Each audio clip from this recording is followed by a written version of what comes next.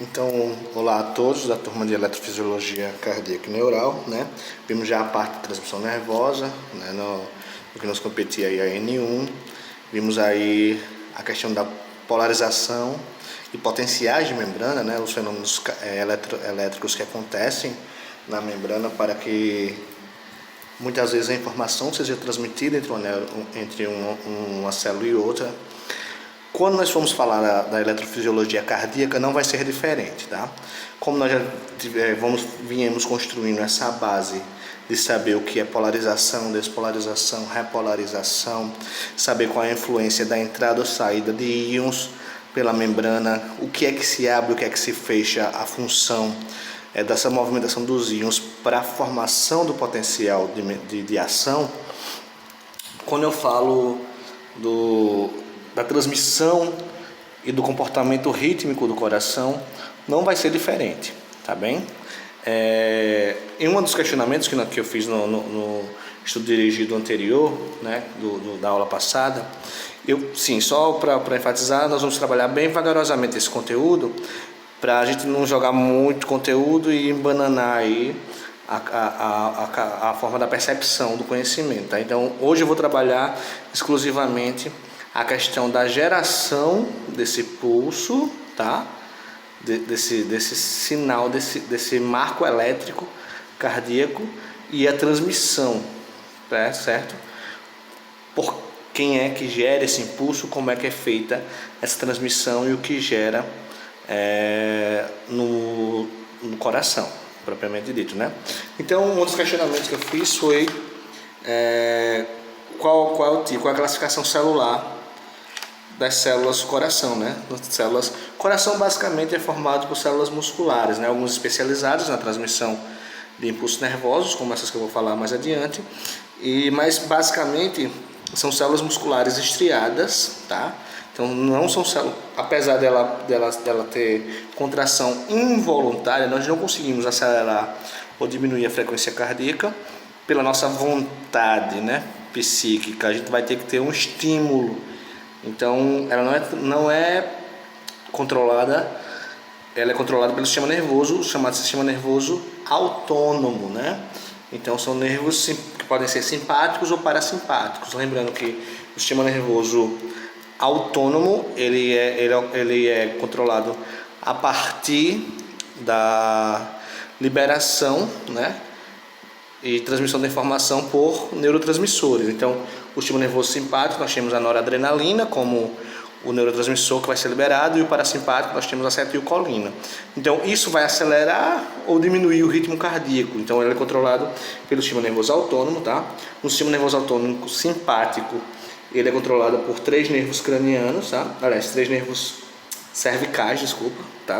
Nervos que saem da coluna cervical, da medula espinhal da coluna cervical. Então, 3 nervos cervicais, tá? E 4 ou 5 nervos torácicos, que são emitidos da medula espinal na região torácica. Então, aí do sistema nervoso simpático. Lembrando que isso aí é uma inervação do sistema nervoso autônomo, tá? E o parasimpático vai partir do nervo vago, né, do 10º par craniano, tá? E derivações de alguns nervos cardíacos, tá? Então, são 2 cervicais e um torácico. Então, nervo vago, tá? O 10º par, 2 cervicais e um torácico. Então, essa aí nós temos o controle autônomo através do sistema nervoso autônomo, tá? Então, se eu digo que ele é autônomo, ele vai ser controlado autonomamente, logicamente, né? Ele não vai ser controlado voluntariamente. Então, são células involuntárias, de contração involuntária. São células musculares estriadas e ramificadas, tá? Com o núcleo central, diferentemente das células estriadas esqueléticas, que têm núcleos periféricos, tá ok? Então, essa é a diferença.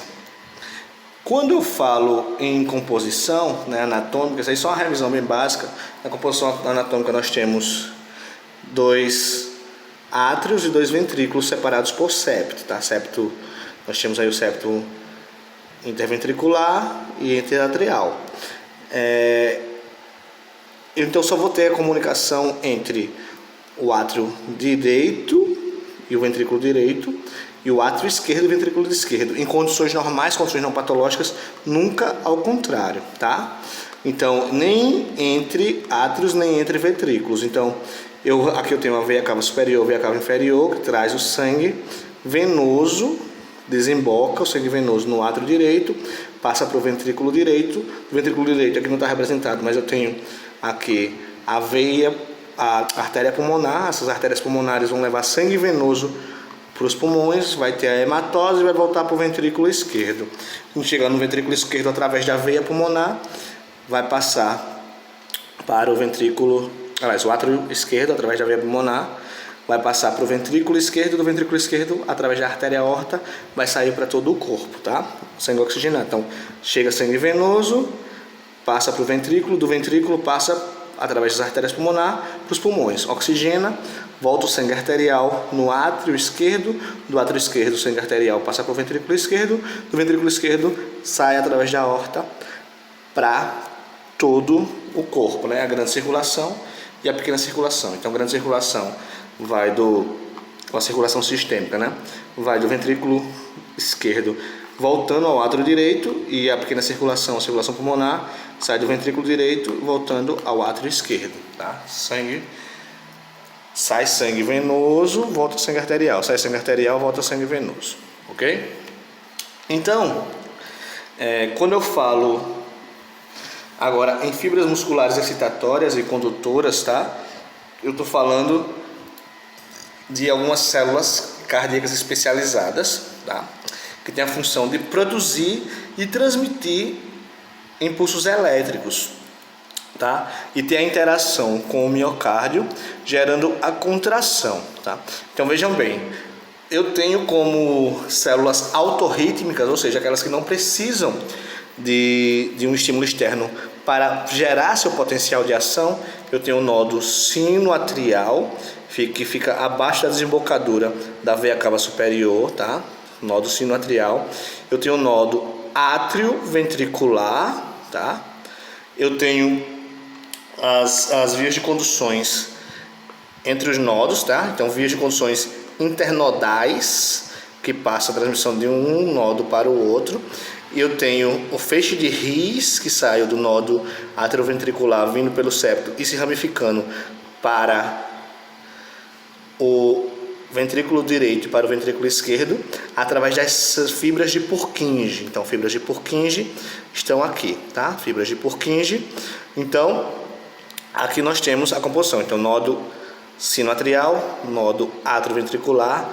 Aqui eu tenho as vias de conduções intermodais, tá? Vias de conduções intermodais, e o feixe de His, que sai do nodo atrioventricular, se ramificando no ventrículo direito e ventrículo esquerdo através das fibras de Purkinje.